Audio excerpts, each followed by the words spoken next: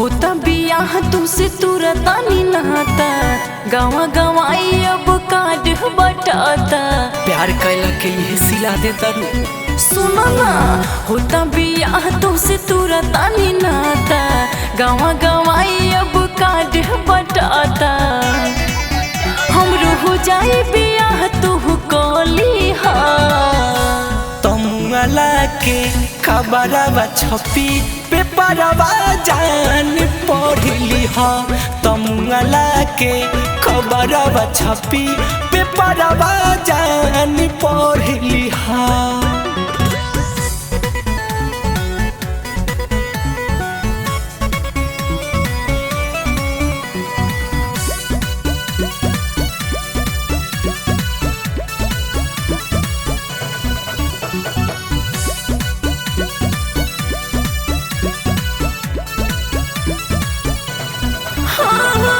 घोड़ी के इज्जत लवानी मजबूर हो, यही से जाता ने तहरा से दूर हो, यही से जाता ने तहरा से दूर। जाना तानी जाने नइखे तोहर दोस्त हो जइबू दोसर के इहे बड़ा अफसोस हो।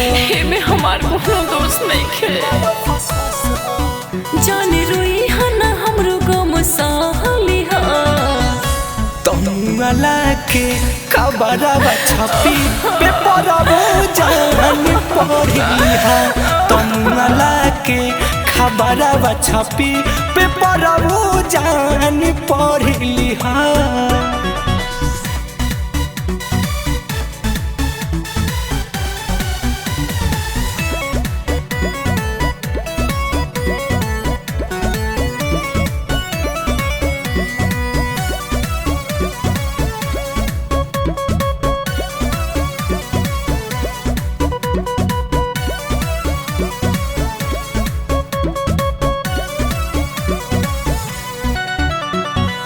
तन रही भोले पिया के पास हो, मन रही तहरा लगे कर विश्वास हो।